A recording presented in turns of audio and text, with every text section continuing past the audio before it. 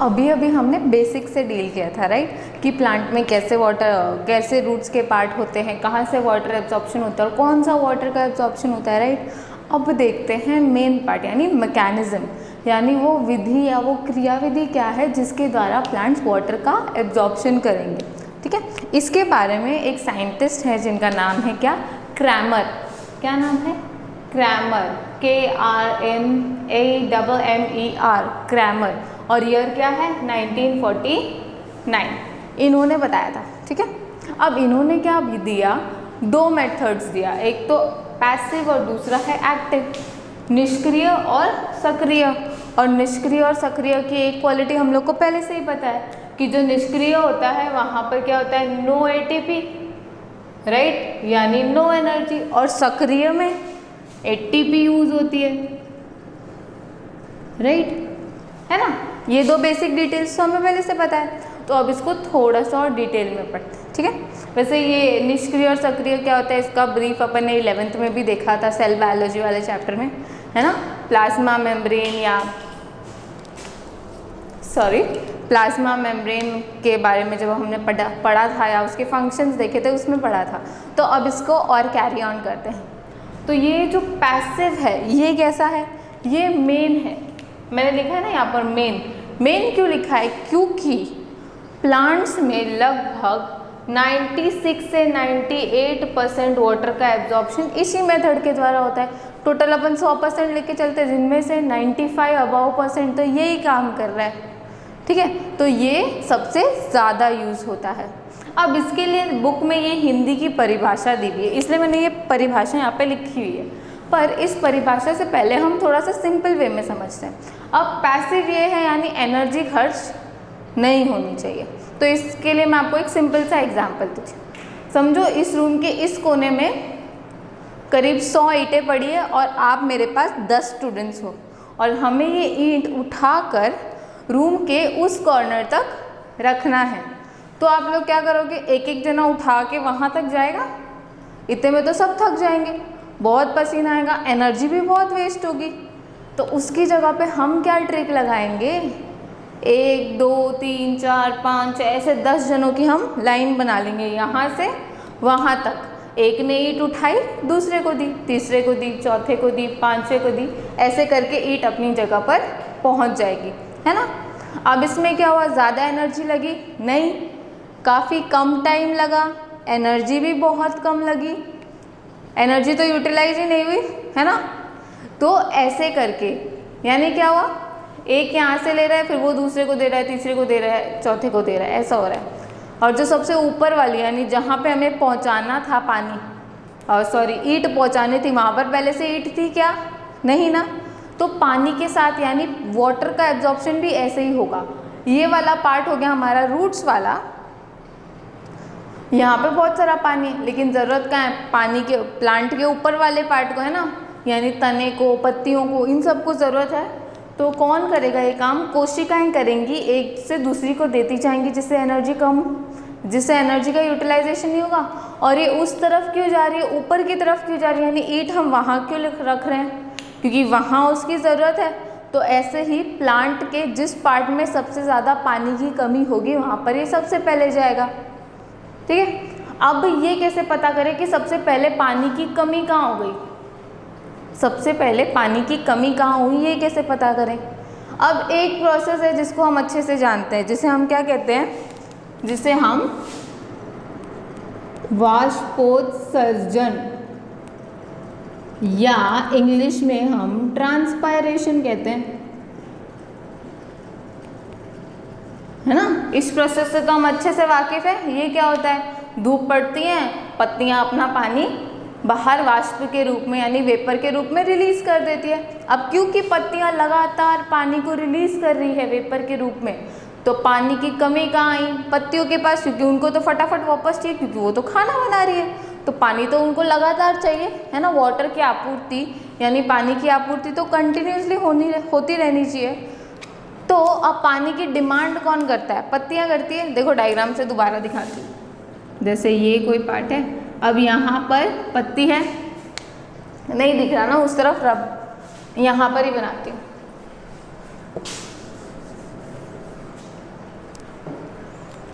ये देखो, अब यहाँ पर पत्ती है, ये ग्राउंड लेवल है, यहाँ नीचे जड़ है, ठीक है।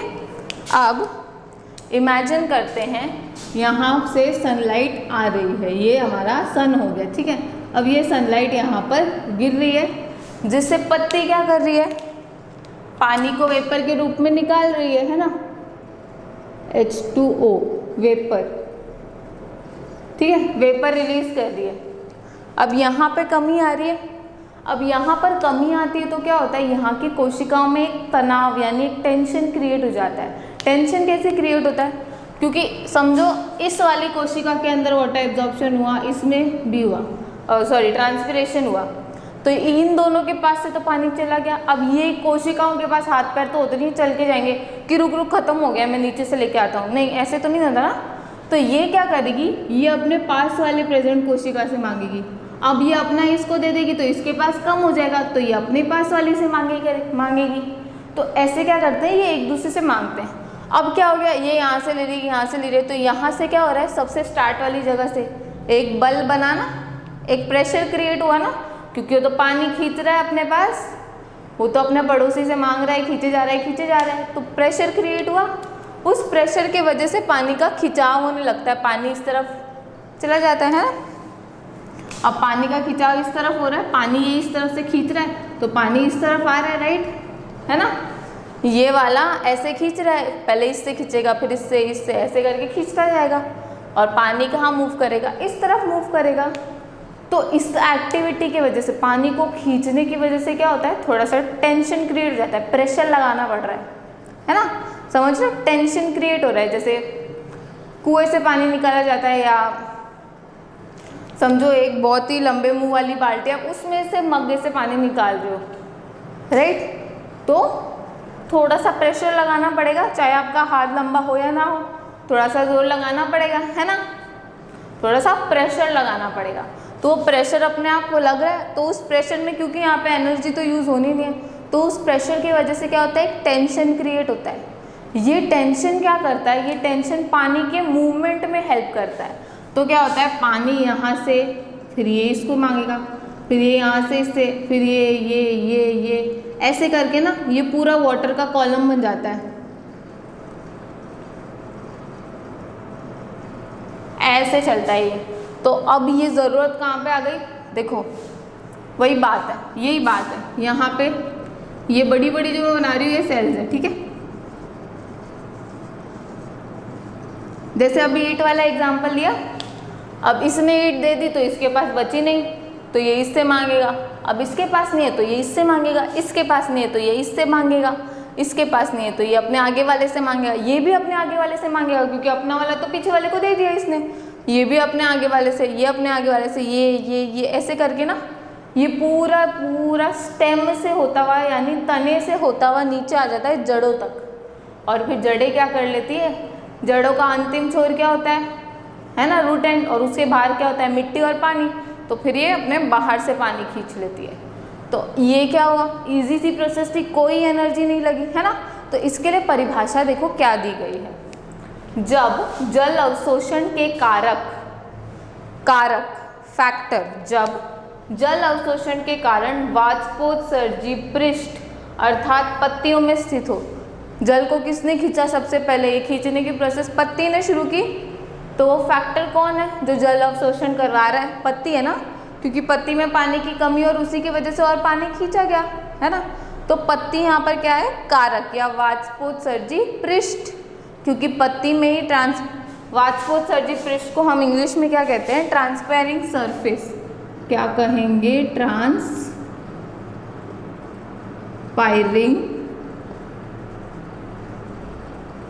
सरफेस, ठीक है। वाष्पोत्सर्जी पृष्ठ को हम क्या कहेंगे, ट्रांसपायरिंग सरफेस।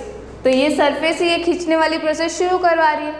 तो ये क्या होती है, पत्तियां होती है, क्योंकि पत्तियों में वाष्पोत्सर्जन होता है, अर्थात पत्तियों में स्थित हो, और जड़ की कोशिकाएं केवल एक मार्ग, यानी ये तो था जो रास्ते का ही काम कर रहा है ना, केवल एक मार्ग यानी एक रास्ता बना रहा है, मार्ग का कार्य करती हैं। तो ऐसा अवशोषण कैसा क्या कहलाता है, पैसिव या निष्क्रिय अवशोषण।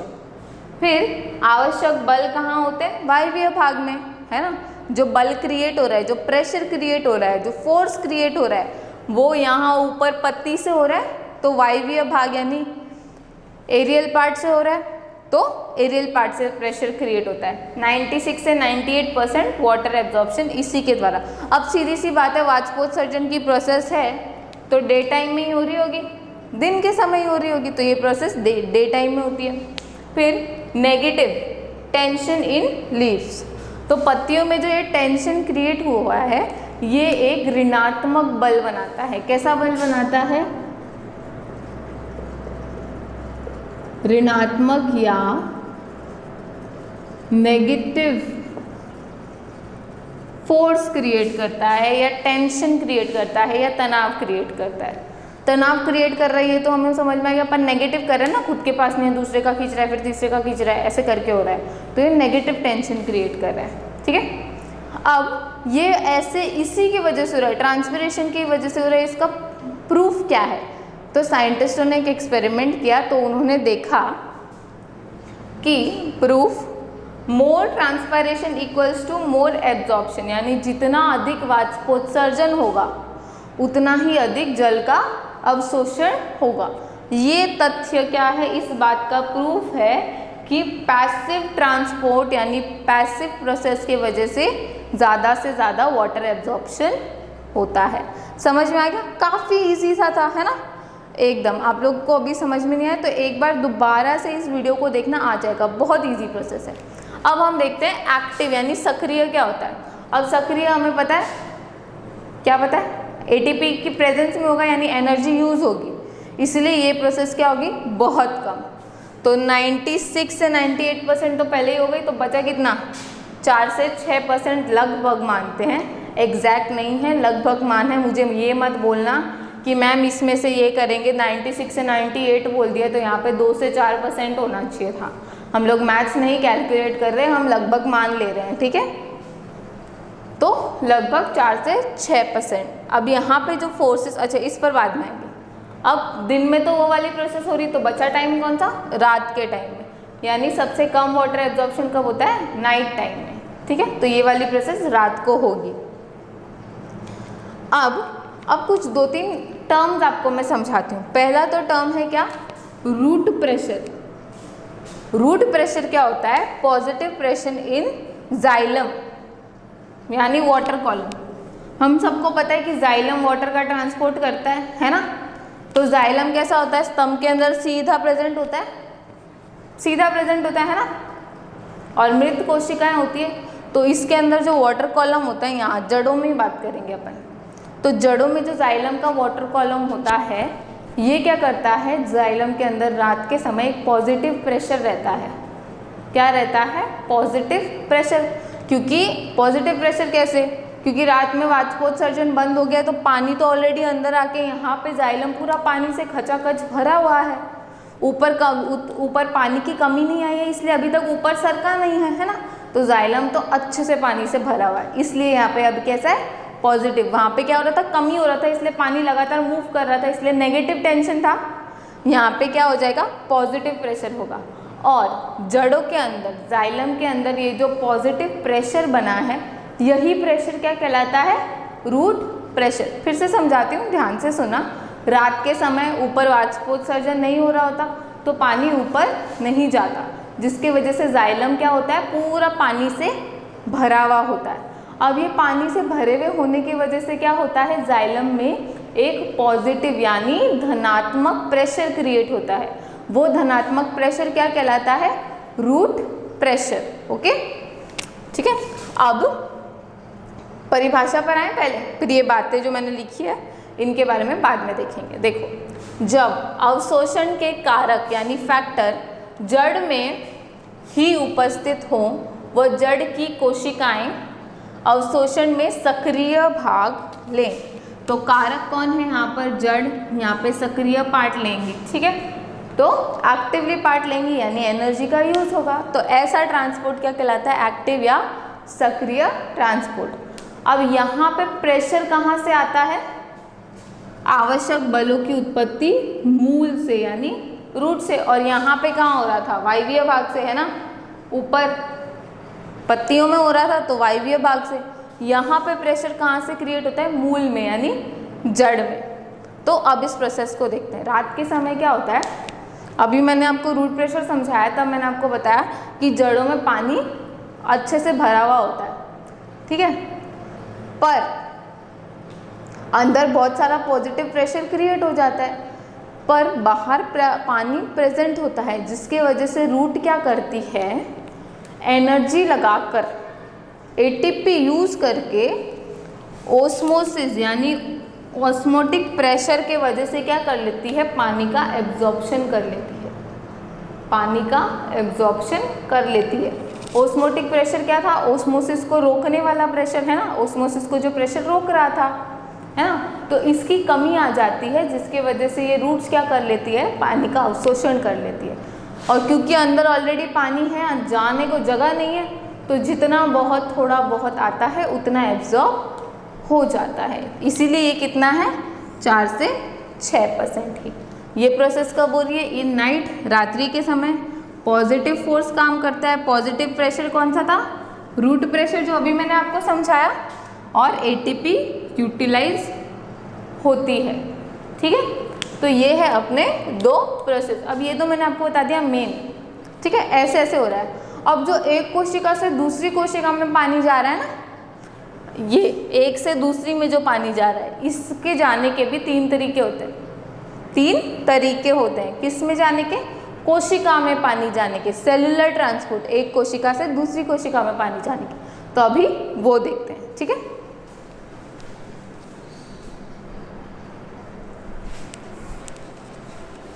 तो ये है सेलुलर ट्रांसपोर्ट, या इसे हम क्या कहते हैं, pathway of water in plant, यानी पादप में जल का मार्ग, यानी प्लांट के अंदर जल का क्या रास्ता होता है। अब बाकी पार्ट्स में अलग अलग तरह से होता है, यहाँ पे हम लैटरल ट्रांसपोर्ट देख रहे हैं या लैटरल फ्लो देख रहे हैं। अब ये लैटरल फ्लो या पार्श्वीय प्रवाह का क्या मतलब है, जैसे कि ये एक रूट है और यहाँ पर ये रूट हेयर प्रेजेंट है, ठीक है, और ये सेंटर वाले पार्ट में जाइलम है। तो ये रूट हेयर ने तो यहाँ पर पानी खींचा, अब यहाँ पर तो पानी आ गया, पर इस पानी के मॉलिक्यूल का यहाँ जाइलम तक आना, ये हो गया ना एक सीधी रेखा में ऐसा मूवमेंट। तो इस मूवमेंट को हम क्या कहते हैं, लैटरल फ्लो या पार्श्वीय प्रवाह। ऐसा पत्तियों में भी होता है और बाकी जगह पर भी होता है, पर अभी हमें वो उसकी बात नहीं करनी है, अभी हमें सिर्फ इतनी बात करनी है, ठीक है। तो अब यहाँ पे कोशिकाएं प्रेजेंट होती है, तो यहाँ पे समझो बेसिक 3 कोशिकाएं हैं, क्योंकि प्लांट सेल है ना, पादप कोशिका है तो सेल वॉल यानी कोशिका भित्ति होगी, और एक कोशिका भित्ति दूसरी कोशिका भित्ति से जुड़ी हुई होती है ना। याद होगा आपको, मिडल लेमेला नाम की एक संरचना होती है जो 2 कोशिकाओं को आपस में जोड़ती है, कोशिका भित्ति का भाग होती है वो। तो ये जो ऐसे ऐसे मैंने पोर्शन बनाया ना, ऐसे ऐसे लाइनें करके, ये वाला पोर्शन, ये वाली जगह क्या है, सेल वॉल है यानी कोशिका भित्ति। फिर ये जो अंदर का पार्ट है इतना, ये है हमारा सेल मेम्ब्रेन, और ये है अंदर वाली सेल।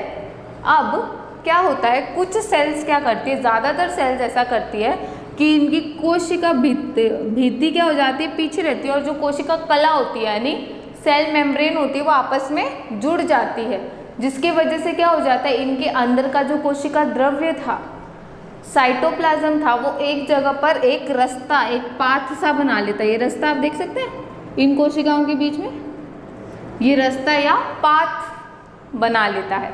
इस रास्ते को हम क्या नाम देते हैं, प्लाज्मोडेस्माटा। क्या नाम देते हैं, प्लाज्मोडेस्माटा। ये क्या है, 2 सेल्स के बीच में कनेक्टिंग लिंक, यानी 2 सेल्स को जोड़ने वाली कड़ी, ठीक है, यानी ये 2 सेल्स को आपस में जोड़े रखती है। ओके, तो अब ये संरचना तो हमें समझ में आ गई। अब इसके अंदर 3 रास्ते हैं जहाँ से पानी जाएगा।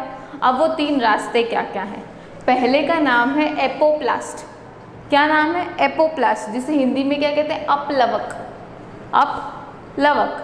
दूसरा है सिम्प्लास्ट, जिसे हिंदी में क्या कहते हैं, सैलवक। और तीसरा है वैक्यूलर, जिसे हिंदी में क्या कहते हैं, रसधानीय। क्या कहते हैं, रसधानीय पथ। अब मेन बात इन दोनों पथ की है, ठीक है, ये ज़्यादा यूज़ होते हैं, काफ़ी कम मात्रा में ये यूज़ होता है, लेकिन ये भी यूज़ होता है, इसलिए हम इसको भी स्टडी करेंगे, छोड़ेंगे नहीं। ये दोनों मेन हैं अपने। अब इसका बेसिक डिफरेंस मैं आपको नाम से समझाती हूँ, नाम से याद करने की कोशिश करेंगे। अप का क्या मतलब होता है, इंग्लिश में अप कहते हैं, तो अप का मतलब होता है ऊपर, राइट। तो यहाँ पर पानी सिर्फ ऊपर ऊपर से मूवमेंट करेगा, ऊपर ऊपर यानी सेल के बाहर बाहर से। अब सेल के बाहर क्या है, सेल वॉल है, यानी यहाँ पर पानी का मूवमेंट सिर्फ सेल वॉल में ही होगा, पानी कोशिका के अंदर नहीं आएगा। कोशिका भित्ति का जो भाग है, जो मृत भाग होता है ना, हार्ड सब्सटेंस होता है वहाँ पर, वहीं से ट्रांसपोर्ट होगा ऊपर ऊपर से, ठीक है। और दूसरा क्या है, सेल अवक, यानी ये अंदर वाले सजीव भाग से पानी जाएगा। अंदर वाला सजीव भाग यानी कोशिका द्रव्य में से पानी को जाना होगा, ठीक है। ये तो ऐसे मैंने छोटी सी ट्रिक बताई, अगर आपको ऐसे याद होता है तो ठीक है, अगर आपको कोई और तरीका समझ में आता है तो आप वैसे भी याद कर सकते हैं, समझने का तरीका है बस, ठीक है। तो पहला क्या है, अपलवक, और दूसरा क्या है, सेलवक। तो अपलवक और सेलवक दोनों को हम यहाँ से समझते हैं। अभी मैंने आपको बताया कि अपलवक का क्या मतलब है, ऊपर ऊपर से यानी सेल वॉल में मूवमेंट करेगा। तो ये वाला पोर्शन है सेल वॉल। तो अब आप ये रेड मार्कर वाली लाइन के साथ में चलिएगा। मैं ग्रीन मार्कर यूज़ करती हूँ, यहाँ पे मैंने ऑलरेडी रेड से बना रखा है, पर रेड थोड़ा लाइट दिख रहा है इसलिए ग्रीन मार्कर यूज़ करते हैं, ठीक है।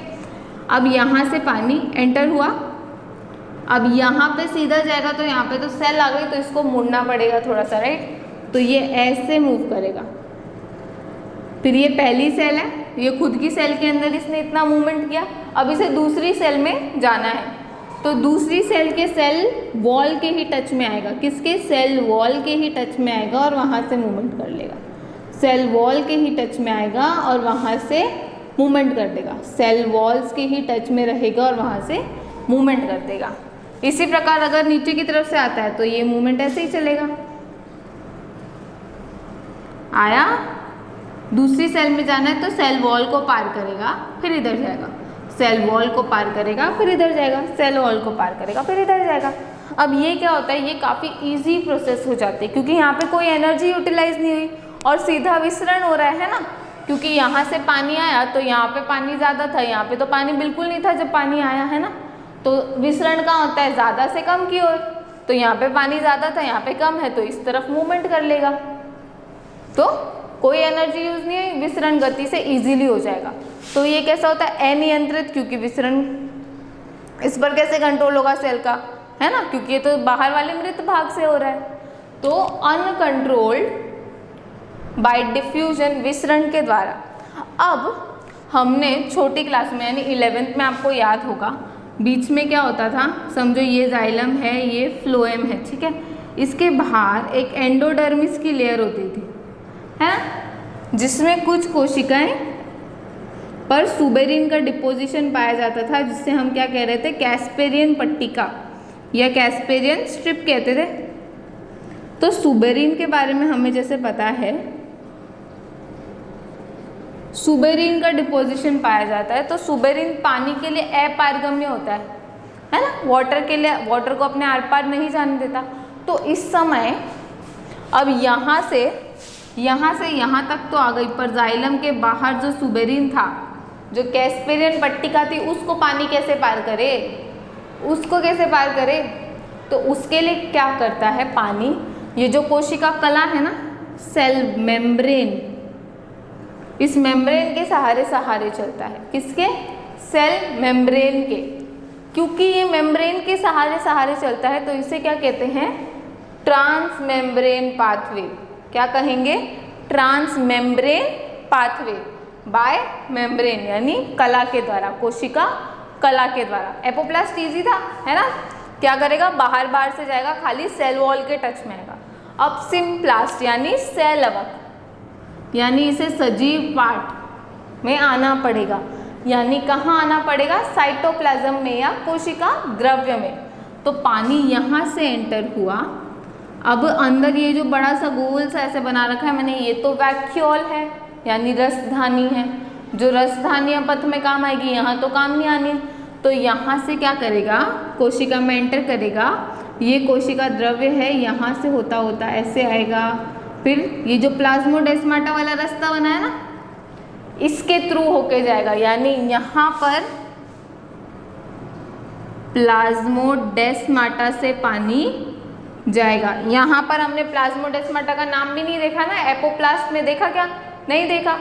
तो सिम्प्लास्ट में किसका उपयोग होता है, प्लाज्मोडेस्माटा का। और प्लाज्मोडेस्माटा क्या है, दो सेल को जोड़ने के लिए दोनों के कोशिका द्रव्य और कोशिकाएं कला आपस में जुड़ जाती है, ठीक है।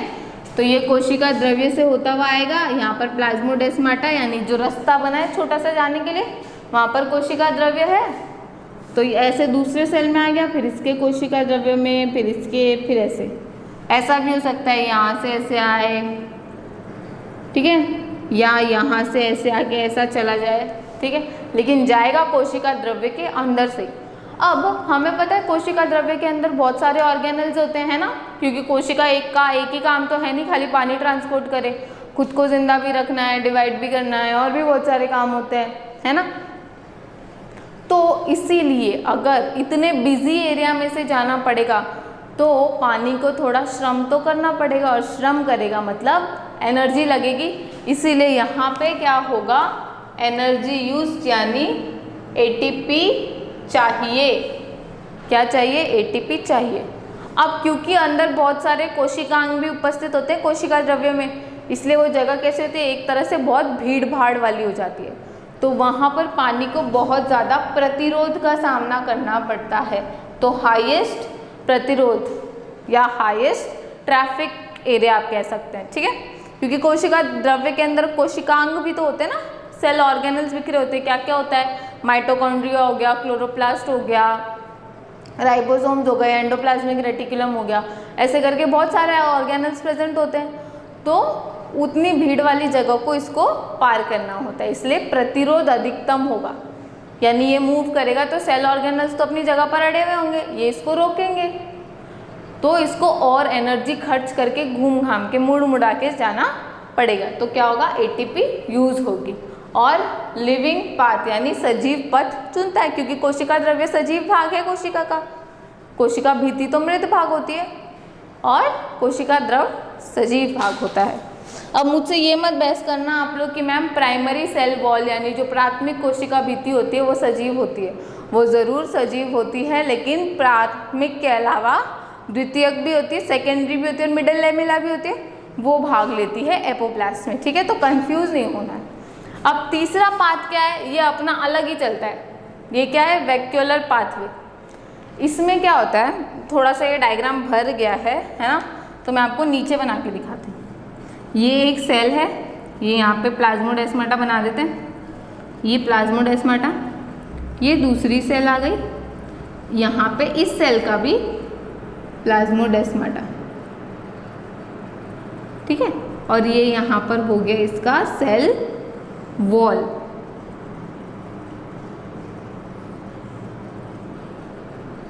ठीक है, अब कोशिका के अंदर क्या होता है, बड़ी बड़ी रिक्तिकाएं होती है पादप कोशिका के अंदर, है ना। तो ये ग्रीन पेन से मैंने यहाँ पे एक बड़ी सी रिक्तिका बना दी, ठीक है, ये रिक्तिका मैंने बना दी। रिक्तिका की जो मेम्ब्रेन होती है, ये जो मेम्ब्रेन है ना रिक्तिका वाली, इसे क्या कहा जाता है, इसे टोनोप्लास्ट कहा जाता है। क्या कहा जाता है, टोनोप्लास्ट।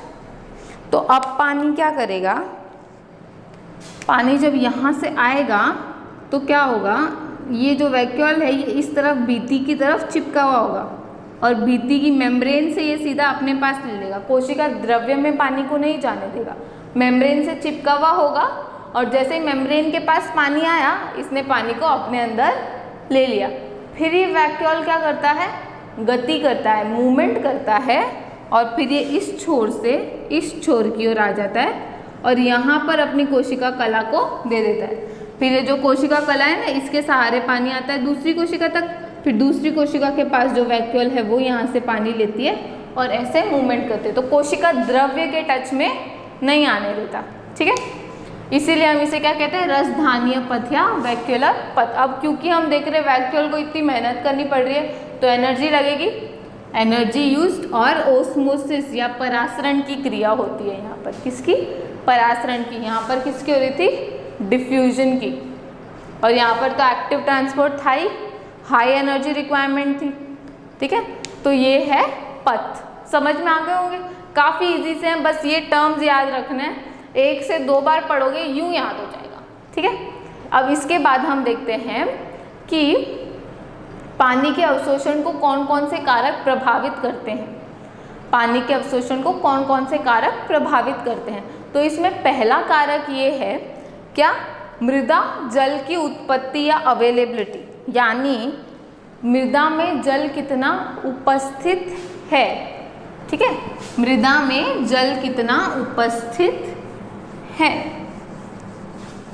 तो मृदा में जो जल उपस्थित होता है उसे हम सॉइल वाटर कहते हैं, याद होगा चैप्टर के स्टार्ट में मैंने पढ़ाया था, सॉइल वाटर कहते हैं उसे, तो क्या कहते हैं, सॉइल वाटर। क्या है इसकी हेडिंग, फैक्टर्स अफेक्टिंग, है ना, फैक्टर्स अफेक्टिंग, क्या किसको प्रभावित करने वाले कारक है, वाटर एब्जॉर्प्शन को। पहला क्या है,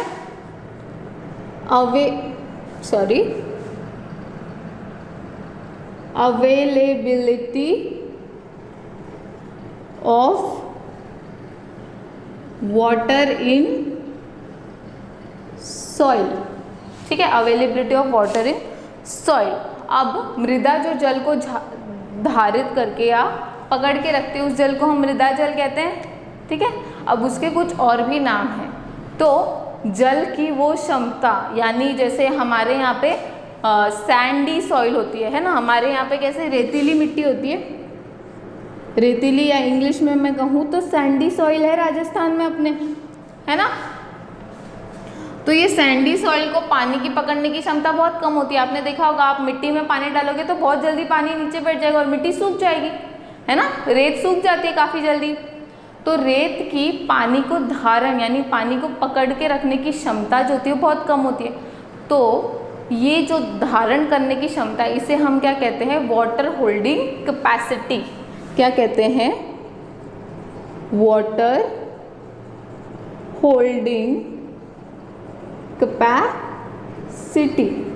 इसके कुछ और भी नाम हैं, जैसे कि एक नाम है फील्ड कैपेसिटी। क्या है, FIELD, फील्ड कैपेसिटी, या परमानेंट विल्टिंग कैपेसिटी, ठीक है। ये permanent wilting capacity, field capacity या वाटर होल्डिंग कैपेसिटी, ये तीनों चीज़ें एक ही हैं।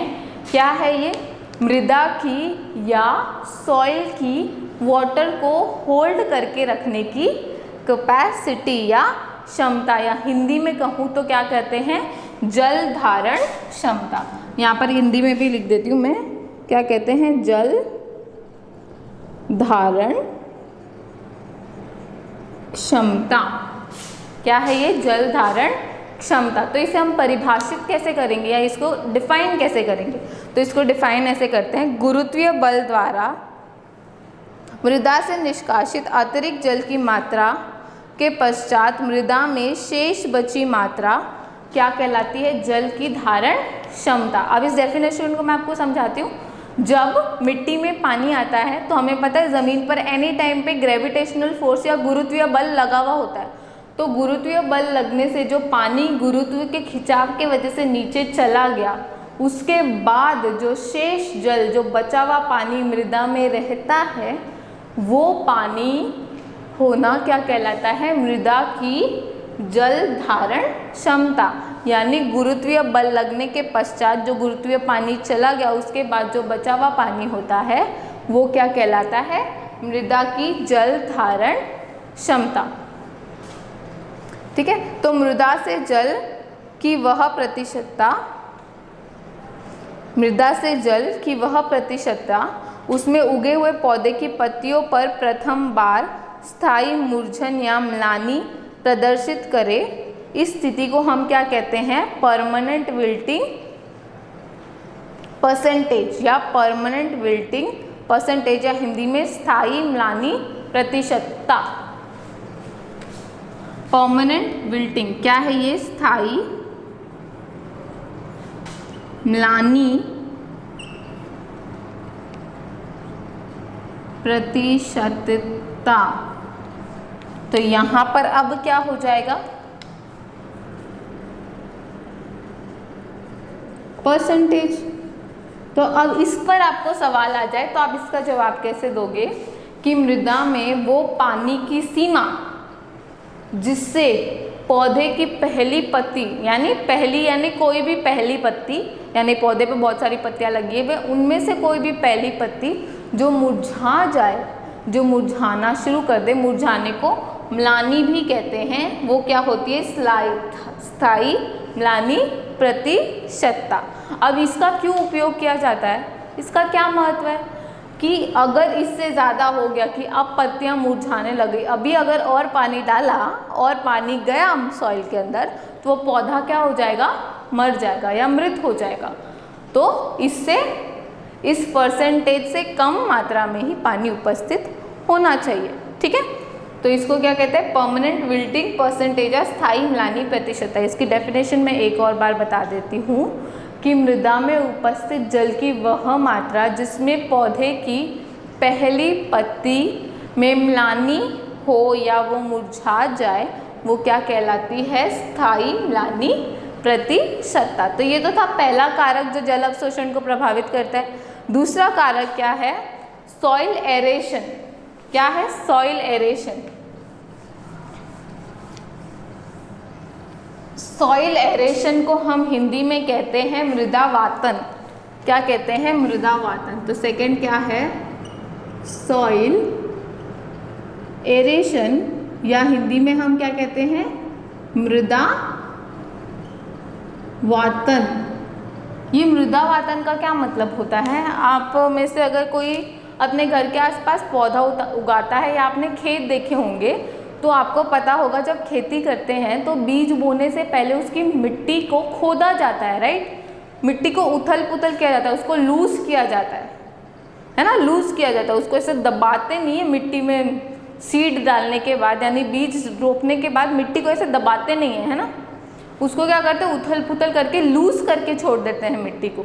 वो लूज करने का मतलब क्या होता है? उसकी वजह से क्या होता है? मृदा में कुछ अवकाश रह जाते हैं, ठीक है, कुछ जगह खाली रह जाती है।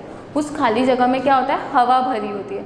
और ये हवा किसके लिए ज़रूरी होती है? पौधे के उगने के लिए आवश्यक होती है। तो मृदा में एरेशन होगा, जितना ज़्यादा एरेशन होगा उतना कम वहाँ पर पानी ठहरेगा और उतना कम वाटर एब्जॉर्प्शन होगा। इसलिए आपको पता होगा कि जब नए बीज बोए जाते हैं उस समय कम पानी दिया जाता है और पौधे उगने के बाद, पत्तियां लगने के बाद उसमें ज़्यादा पानी देते हैं। तो ऐसा इस वजह से होता है। ठीक है, अगला पॉइंट है सॉइल टेम्परेचर।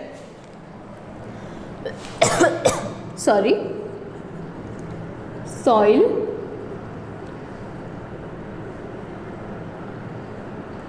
टेम्परेचर या मृदा का तापमान। इसका मैं एक आंकड़ा आपको बताती हूँ कि मृदा का जो उपयुक्त तापमान होता है वो कितना होता है? 20 से लेके 30 डिग्री सेल्सियस तक। ठीक है, ये उपयुक्त तापमान है कि यहाँ तक रहेगा तो सब कुछ अच्छे से होता रहेगा। लेकिन अगर 20 से कम हो गया और अगर 30 डिग्री से ज़्यादा हो गया मृदा का तापमान, तो जल अवशोषण भी कम हो जाएगा। यानी ये जो तापमान है इसमें जल अवशोषण अच्छे से होता रहेगा। इससे कम या ज़्यादा कुछ भी हो जाए तो जल अवशोषण की दर भी क्या हो जाएगी? कम हो जाएगी। ठीक है, और लास्ट पॉइंट है कंसंट्रेशन ऑफ सॉइल सॉल्यूशन। क्या है? कंसंट्रेशन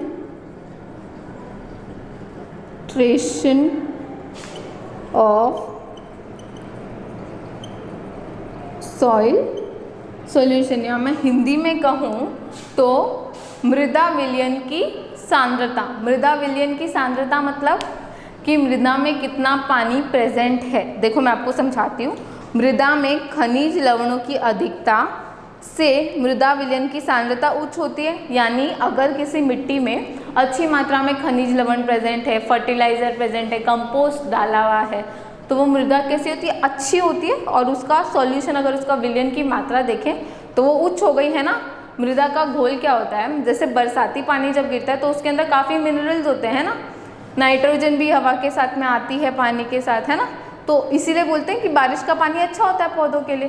तो उस समय वो पानी जो मृदा में रहता है वो कैसा होता है, विलयन के रूप में होता है, राइट, क्योंकि उसमें खनिज लवण क्या होते हैं, सब घुले हुए होते हैं। तो खनिज लवण जितने ज़्यादा होंगे उतना मृदा का कंसंट्रेशन, क्या इसको हिंदी में लिखते हैं तो मृदा